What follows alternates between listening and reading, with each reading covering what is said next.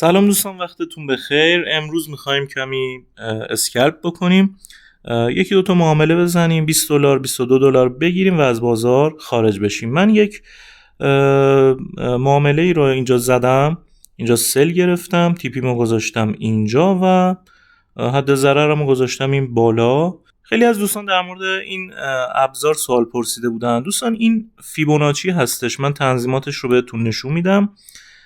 میرم به قسمت تنظیماتش یا به قسمت لول. ببینید لول 0ش برای ما حکم استاپ رو بازی میکنه، لول 1ش اینتری یا ورود، لول 2ش میشه تیپی 1 ما، لول 3ش میشه تیپی 2 ما و به همین صورت میره جلوتر. میتونید یک اسکرین شات بگیرید و این رو داشته باشید. از قسمت سمت راست هم گزینه اد و دیلیت رو داره، هر کدومو که انتخاب بکنید میتونید دیلیت بکنید، ادیتش بکنید و به این صورت هستش.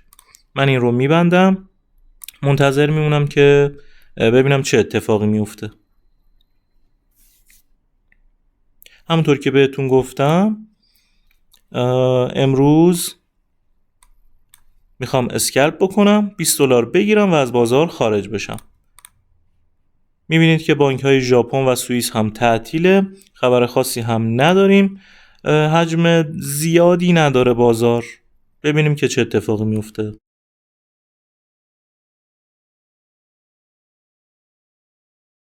تیپی 1 ما اینجا هست، من فعلا تیپیم رو همینجا میذارم. دوستان شما لطفاً طبق مدار حجمی جلو برید. اگر که نمیدونید چی هستش، ویدیوش رو من براتون توی کانال تلگرام قرار دادم، حتما عضو کانال تلگرام ما باشید، آموزش ها رو ببینید. اونجا بهتون یاد دادم که مدار حجمی چی هست و چه حجمی باید وارد معاملتون بکنید.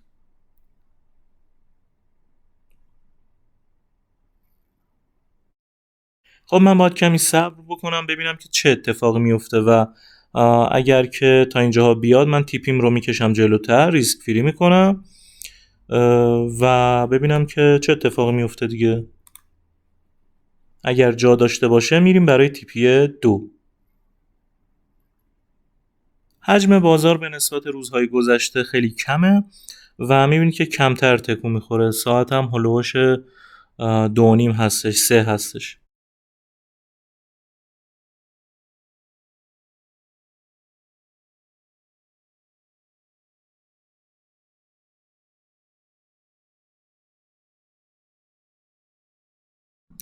خب دوستان من یک سل استاپ اینجا میخوام بکارم، حجم خودم رو انتخاب بکنم. خب من یک سل استاپی اینجا قرار میدم. البته میبینید که معامله کمی دیر اقدام کردم دیگه. من یک سل دیگه اینجا میزنم، باید بالاتر وارد میشدم. تیپی خودم رو میذارم اینجا، استاپ خودم رو فعلا میذارم بالا و باهاش میمونم. فعلا 2 تا معامله داریم. میبینید که تیپی 1 ما رو داره میزنه. من این تیپی رو بیارم پایین تر، برای معامله قبلی بود. فعلا $10 توی سودیم. اگر $20 بگیرم از این بازار خارج میشم و فعلا دیگه معامله نمی کنم تا ساعت 4:30 5 6 ببینم که چه اتفاق میفته. خب اینو باید کمی زیر نظر داشته باشیم.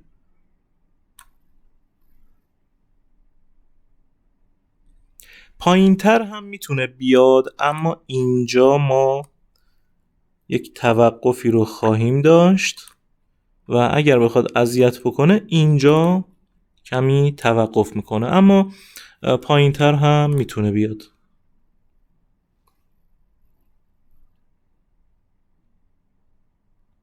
فقط باید صبور باشیم، صبر بکنیم ببینیم که چه اتفاق میفته. دوستان لطفاً طبق مدار حجمی پیش برید. من بارها و بارها توی ویدیوها گفتم، 1 بار 2 بار 3 بار سعی میکنم بگم که خیلی از دوستان هیجانی نشن، حجم زیادی وارد نکنن، سرمایه‌شون رو به خطر نندازن. لطفاً طبق مدار حجمی پیش برید و خیلی ایمن سیف کار بکنید که سرمایه‌تون به خطر نیفته.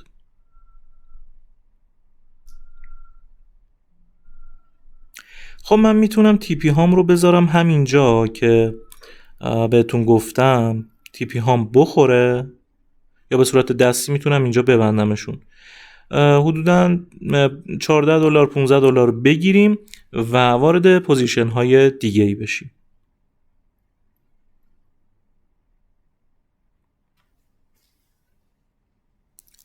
البته اگر تا اینجا بیاد $5 و $15 کلاً $20 به من میده. اگر تا اینجا بیاد تیپی های من رو بزنه حدوداً $20 من رو به هم میده و یا معامله میکنیم بعدش یا معامله نمی کنیم. بستگی به بازار داره. من اگر ببینم کندل های خوبی میزنه دوباره وارد معامله میشم.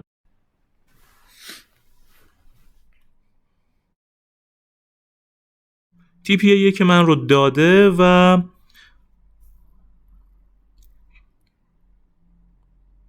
خب من اینجا معامله هام رو دستی میبندم. $17 اینجا گرفتم و این رو هم ببندمش.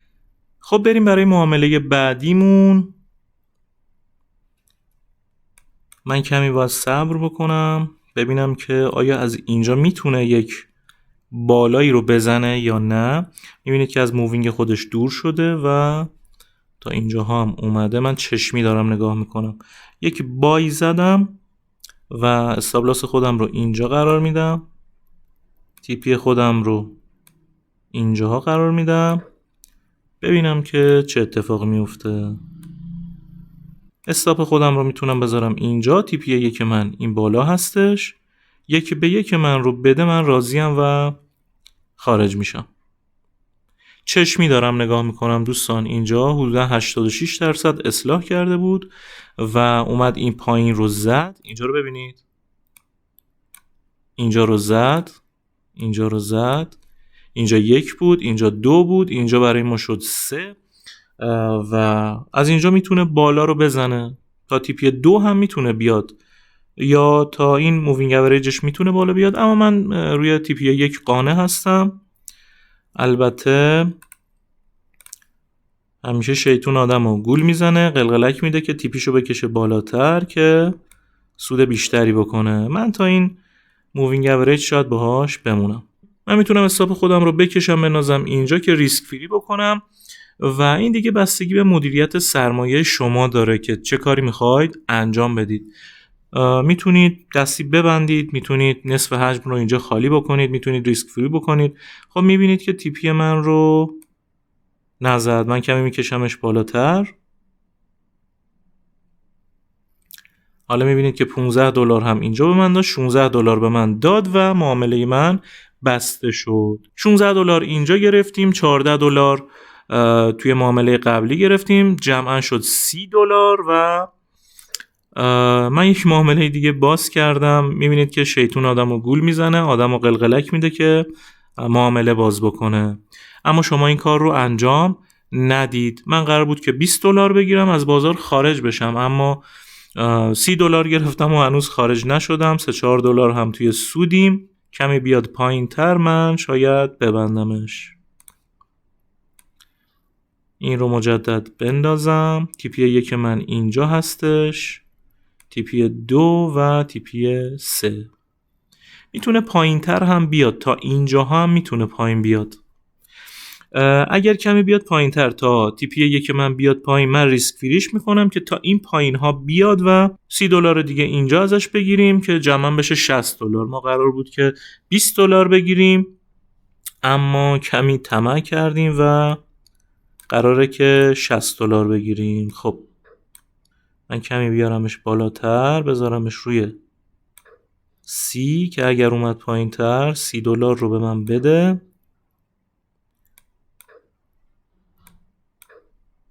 تنظیمش بکنم. خب اینجا $30 رو به من میده. من صبر میکنم ببینم که چه اتفاقی میفته. دوستان تمام معاملاتی که میزنم طبق استراتژیمون هست و چشمی عمل میکنم. اگر که میبینید وقتی داره میره بالا من سل میزنم چون که چشمی دارم نگاه میکنم که روی 86% لگ اون طرفیش رفته یا اگر داره به سمت بالا میره تا 86% این ور رفته. اینا رو همه رو چشمی نگاه میکنم و بایوسل هایی که میزنم بر اساس استراتژیمون هست. یا تیپی میخوریم یا حد ضررمون میخوره. در نهایت باید ببینیم که سود کردیم یا ضرر کردیم. خب من کمی منتظر میمونم ببینم که چه اتفاق میفته، یا تیپی میخوریم یا حد ضررمون فعال میشه. مجدد میتونیم وارد معامله بشیم طبق استراتژیمون. چون که من توی تایم 1 دقیقه کار میکنم در حال حاضر، خیلی سریع اتفاق میفته. من توی ویدیوهای قبلی اومدم روی 15 دقیقه و 15 دقیقه داشتم براتون توضیح میدادم. اینجا رو ببینید، این لگ رو ببینید. اگر اینجا ببینید خیلی عالی میشه. من اینو ببندمش، اینم اگر بتونم بکشم کنار و یک توضیح کوچیکی بهتون بدم. این لگ رو ببینید وقتی اومد پایین تقریبا روی 86%، اینجا روی 86% بود که ما بای زدیم تا این بالا باش بودیم و این رو ببینید تا 86% کندل قبلیش رفته. این رو اگر به صورت فرکتال ببینید و توی تایم فریم پایینتر بتونید درک بکنید، میتونید معامله های خوبی بزنید. بازار فرکتاله و من که میام روی تایم 1 دقیقه، تایم 15 ثانیه 1 ثانیه رو دارم توی هر کندل میبینم. به خاطر همینه که میتونم توی تایم 1 دقیقه هم کار بکنم. خب کمی داره میاد پایین تر. من این خطکشم رو بردم این طرف. توی تایم 1 دقیقه میتونم ازش استفاده بکنم.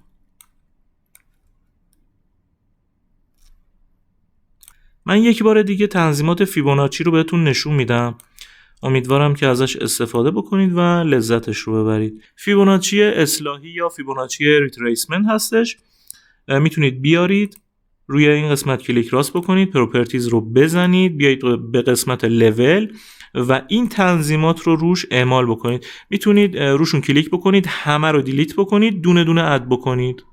ببینید لول 0ش میشه استاپ لاس، لول 1ش میشه اینتری یا ورود، لول 2ش میشه TP1، لول 3ش میشه TP2، لول 4ش میشه TP3. به همین صورت میایید پایین تا لول 11 که TP10 رو برای ما مشخص میکنه و به این صورت هستش. این 86% که اینجا میبینید رو هم نمیخواد بزنید، من خودم زدم. نمیخواد بزنید. ببینیم چقدر شد. $5 شد. من میتونم همینجا ببندمش، ریسک فریش بکنم. الان میتونم هر کاری که دلم میخواد رو روش پیاده سازی بکنم روی این معامله. $30 توی سود هستیم، $5 هم اینجا، $35. عرضم به حضورتون که من همینجا میبندمش، فعلا برای من کافیه. $6 گرفتیم، پایین تر هم میتونه بیاد. البته باید صبر بکنم ببینم چه اتفاق میفته. اگر بیاد بالاتر میتونم یه معامله دیگه ای داشته باشم. میتونم این بالا یه سل دیگه هم بزنم. اگر میبینید دارم بیشتر معامله میکنم، برای اینه که نکات بیشتری به شما بگم، وگرنه من $20 رو که گرفتم دیگه از این بازار میرفتم بیرون، معامله نمیکردم. ببینم اگر موقعیت خوبی به من بده معامله میکنم، در غیر این صورت دیگه معامله نمیکنم. $36 سود کردیم امروز.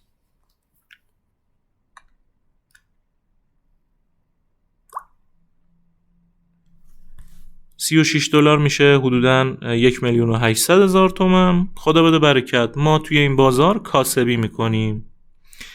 خب دوستان میبینید که تا اینجاها اومد. اگر این قسمت رو رد کنه خراب میشه. من اینو بکشم.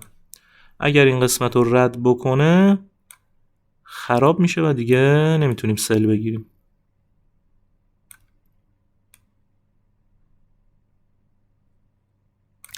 البته یه گارد سودی هم گرفته. تایم فریم 15 دقیقه رو هم نگاه بکنید، روندش سودیه. من کمی بیام عقب‌تر و همیشه تایم های بالا رو نگاه بکنید. این لول رو داریم که میتونه بیاد تا اینجاها بیاد بالا. لول بالاتر رو هم داریم که توی H1 نگاش میکنم. این لول رو داریم، میتونه تا اینجاها بالا بیاد. این قسمت رو هم داریم، تا اینجا میتونه بالا بیاد من چون اسکلپ میکنم به خاطر همین توی تایم 1 دقیقه هستم و خیلی معاملات ریزی رو میگیرم. من اینجا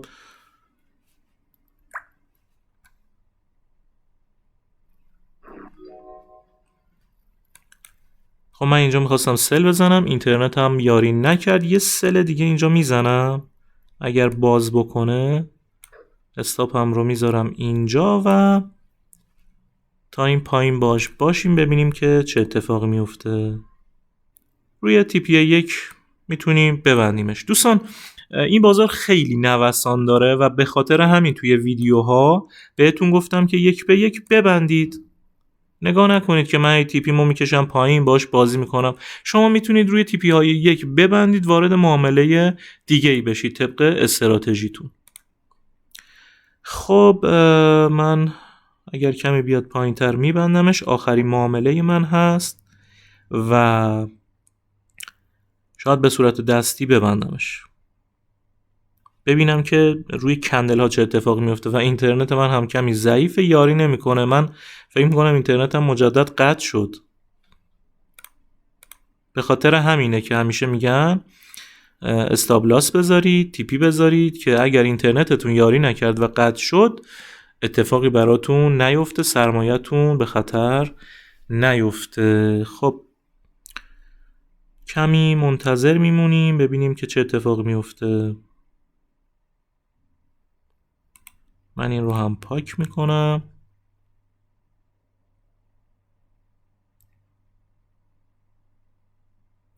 $10 به من بده، من معاملم رو میبندم. خب میبینید که $15 $16 همینجا میبندمش. میبینید که اینترنت من ضعیفه دوستان، حتما اینترنت پرسرعت داشته باشید. من روی $15 بستمش، بسته نمیشه. امان از این اینترنت رو تعرفش رو 3 برابر کردن، 10 برابر کردن، اما میبینید که سرعت اینترنت ما افتضاحه. من اگر استابلاس بخورم اینجا، حد ضررم بخوره، تقصیر اینترنت، الان تقصیر من نیست. من تا این پایین باش بودم، موقعیت خیلی خوبی بود، طبق استراتژی بود و یک بار میبندمش، مجدد بازش میکنم. امیدوارم که معامله من رو بسته باشه. بله معامله من رو روی $16 بسته و میبینید که بالا هم نرفته که استاپ بزنه. من تیپیم همینجا بود، روی $16 تیپیم رو زد و اینجا هم میتونم مجدد یک معامله بای بگیرم. میبینید که بازار پر از فرصته. اجازه بدید من ببینم. اینجا رو اگر رد بکنه مجدد میتونید سل بگیرید و با این بازار پیش برید. حتما باید کندل ها رو ببینید و ببینید که چه اتفاقی میفته، طبق کندل ها پیش برید. همینجوری نباید پیش بینی کرد. اینجا رو ببینید، صفحه پایینتر و این ریزش رو داشتیم. خب دوستان ما یه $14 گرفتیم، دوتا فکر کنم $16 گرفتیم، یه $14 گرفتیم، یه $15 گرفتیم و یه $16 که جمعا میشه $45. $45 میشه حدوداً 2,200,000. دوستان مجدد من یک سل دیگه اینجا میگیرم و میتونم باهاش همراه باشم تا این پایین، ببینیم که چه اتفاقی میفته.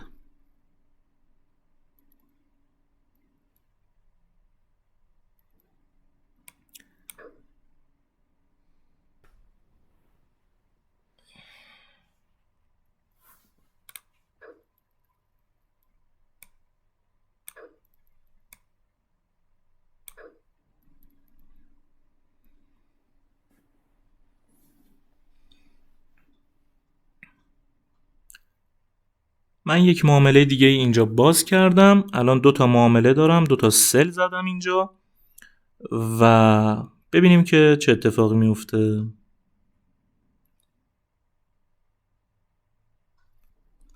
اگر اینترنت قطع نشه و یاری بکنه ما میتونیم معاملاتمون رو یا این پوزیشن های خودمون رو مدیریت بکنیم. متاسفانه اینترنت کمی ضعیفه و اذیتمون میکنه.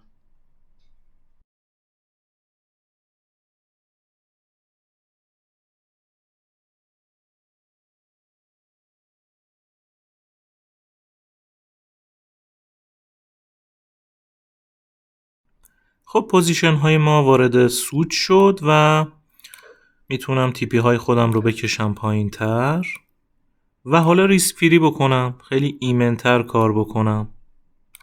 معمولا وقتی فست اسکلپ میکنم روی تیپی 1 یا تیپی 2 میبندم و ریسک فریش میکنم. اجازه بدید بیام توی تایم 5 دقیقه. خب شاید تایم پایین بیاد.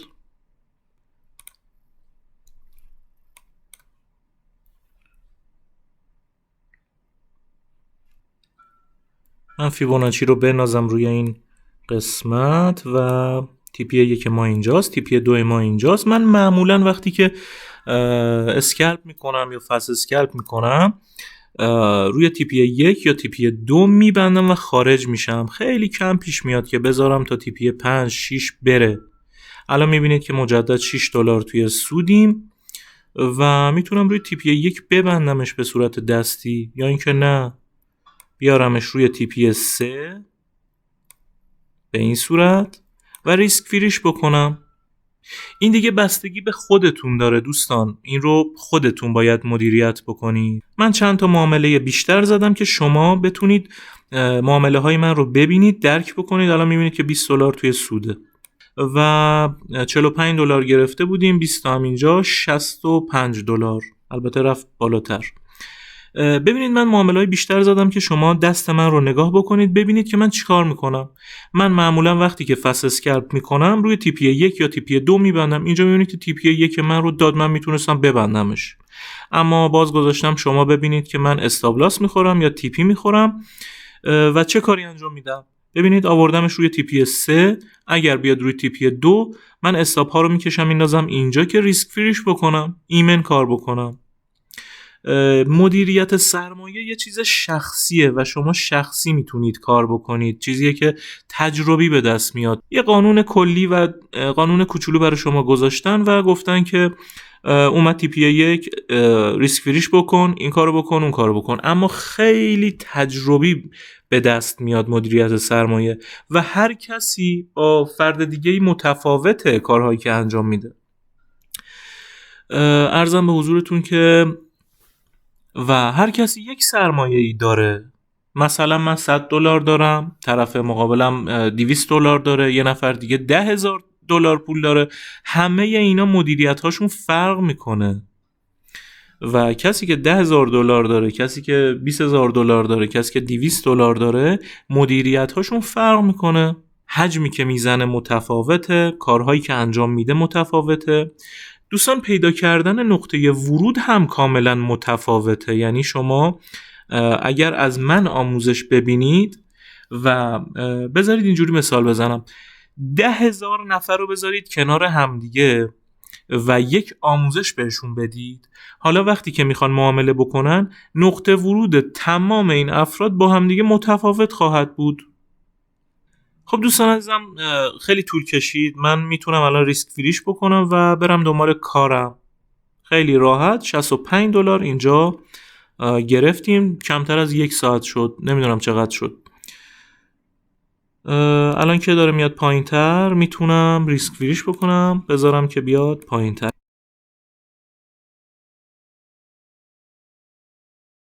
اینجا تیپی 2 ما هستش، $30 توی سود هستیم. بیشتر از $75 سود گرفتیم.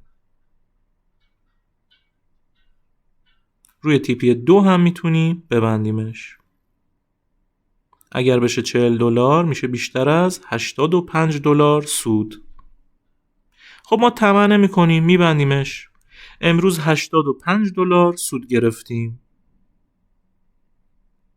مجدد فکر میکنم که اینترنت قطع شده.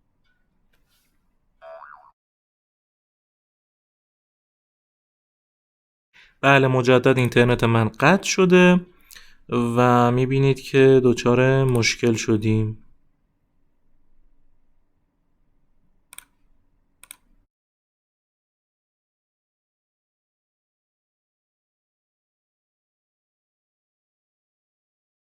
خب دوستان عزیزم مجدد میبینید که اینترنت من قطع شد. امروز روز بدی بود از لحاظ اینترنتی. من یک بار دیگه متا تریدر خودم رو میبندم، مجدد بازش میکنم. خب دوستان عزیزم، من اینترنتم رو متصل کردم. میبینید که تا تیپی 2 ما هم اومد پایین و اینترنت ما قطع بود، رفتش بالا. من نتونستم این پایین ببندمش، ببینم که چه اتفاقی میفته. اگر بخواد بره بالاتر میبندمش دیگه. از لحاظ اینترنت خوب نبود امروز، متاسفانه اذیتمون کرد و من میبندمش، مجدد وارد میشم، میبندمش، مجدد وارد میشم. روی $10 بستم و یک بار دیگه وارد بشیم، یک معامله دیگه بزنیم. خب ببینم چه اتفاقی میفته. بیاد بالاتر، موقعیت سل به من بده، من یک سل دیگه میزنم. خب میبینید که داره میره بالا، میخواد خودش رو به این مووینگ اوریج برسونه و بعدش مجدد میتونیم یک سلی رو بگیریم. اینجا هم که دارید میبینید یک توقفی رو میتونه بزنه، یک گره معاملاتی کوچیک اینجا داریم، میتونه از همین جاها یک برگشتی رو برای ما داشته باشه. زود قضاوت نمی کنیم، از طریق کندل ها باید تشخیص بدیم، ببینیم که چه اتفاقی میفته. من فعلا سل نمیزنم چون که تاییدیه به من نداده،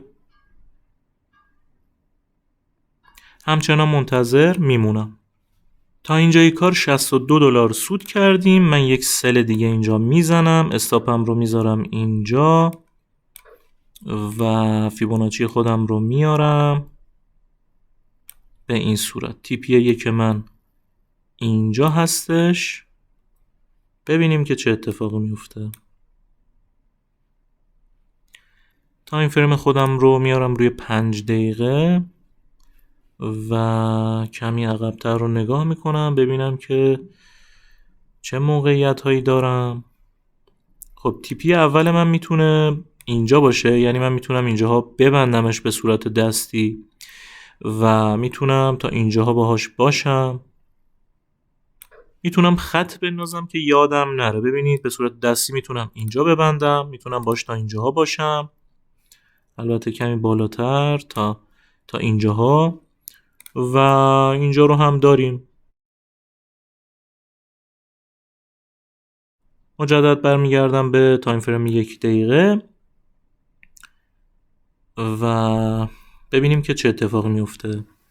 من برای اینکه بیشتر کنار شما باشم و توضیحات بیشتری رو به شما بدم، معاملات بیشتری رو زدم، وگرنه همون $20 رو که گرفتم میرفتم بیرون و توی این بازار که روزهای سال نو میلادی 2024 رو داریم پشت سر میذاریم اصلا معامله نمی کنم و بازار هم حجم خوبی نداره، اکثر بانک ها هم تقریبا تعطیلن و از روز دوشنبه هفته بعد بهتره که معامله بکنیم.